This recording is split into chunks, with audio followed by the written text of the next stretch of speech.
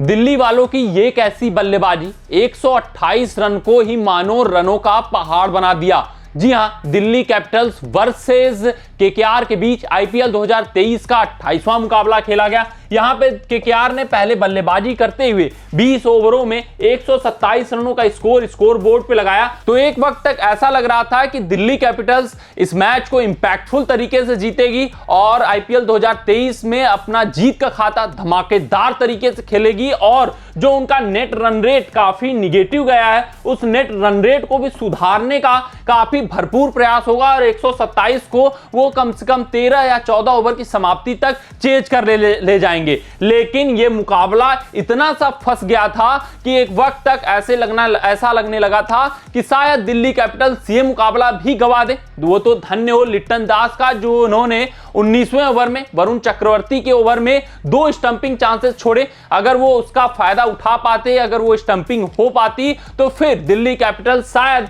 6वें match में भी जीत नहीं पाती और उनका खाता नहीं खुल पाता। लेकिन ऐसा कुछ नहीं हुआ और दिल्ली कैपिटल्स अपने 6वें मैच में आईपीएल 2023 का पहला मैच जीत लिए। अगर हम उनके बैटिंग का एनालिसिस करें, देखें कि कहां पे उनकी बल्लेबाजी काफी चूक हुई, कहां पे उनसे बहुत भारी भूल होती हुई नजर आई, तो पहले 6 ओवरों में तो जिस प्रदर्शन की इनसे उम्मीद थी कि धमाकेदार तरीके से दिल्ली के बल्लेबाज प्रदर्शन करेंगे और नेट रन रेट सुधारने का पूरा कोशिश करेंगे, वैसा ही प्रदर्शन हुआ।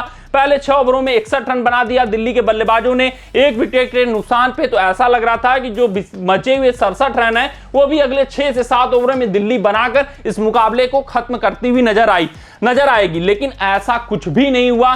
दिल्ली कैपिटल्स अगले 13.2 ओवरों में मात्र 67 रन ही बना पाई और 5 विकेट खो दिए। वो तो वरुण चक्रवर्ती के ओवर में 2 स्टंपिंग छूट गए, जिसके वजह से ये रन बनते हुए नजर आए। अदरवाइज ये भी बनाना काफी मुश्किल हो गया था और दिल्ली के बल्लेबाज केकेआर के स्पिनरों के आगे संघर्ष करते हुए दिखाई दे रहे थे। तो ये तो दिल्ली का पूरा ब्रेकअप था कि पहले 6 ओवरों में पावर प्ले में कैसे खेले और 13.2 ओवर में बाकी के ओवरों में कैसा खेले। अब आइए मेन चीज पर चलते हैं कि कहां पे दिल्ली के बल्लेबाजों से चूक हो रही है। तो दिल्ली के बल्लेबाजों से ये सबसे बड़ी चूक हो रही है कि सिर्फ और सिर्फ उनकी बल्लेबाजी क्रम में डेविड वार्नर उनके कप्तान करता धरता दिखाई दे रहे हैं, वही अकेले वॉरियर नजर आ रहे हैं, अकेले प्रदर्शन कर रहे हैं, कंसिस्टेंसी मेंटेन कर रहे हैं। उनका भी स्ट्राइक रेट क्वेश्चनेबल रहता था, पिछले 5 मुकाबलों में क्वेश्चनेबल रहा, लेकिन इस मुकाबले में उन्होंने अपने स्ट्राइक रेट को भी सुधारा, अपने इंटेंट को भी सुधारा। पहले 6 ओवरों में 61 रन तक बना दिए थे उन्होंने।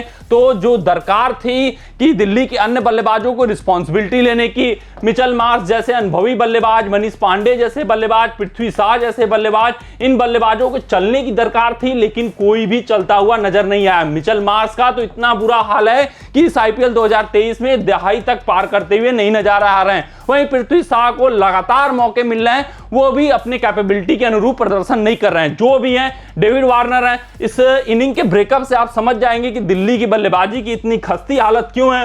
पहले 41 गेंदों पे डेविड वार्नर ने 57 रन अपने पारी में बनाए। तो ये 57 रन और प्लस और बाकी बल्लेबाजों के आप जोड़ लीजिए कि 71 रन 75 गेंदों में, जिसमें नो और वाइड रन भी इंक्लूडेड होंगे।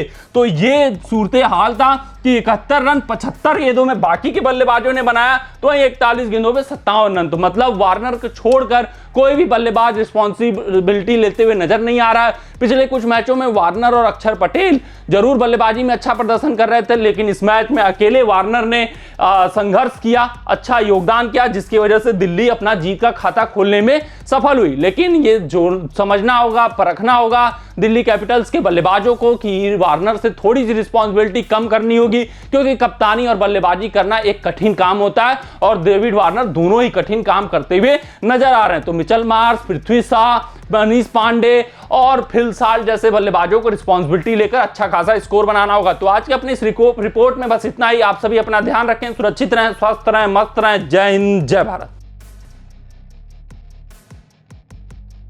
अगर ये वीडियो आपको पसंद आया हो तो इसे लाइक और शेयर करें और क्रिकेट से जुड़ी अन्य जानकारियों के लिए हमारे चैनल को सब्सक्राइब करना ना भूलें।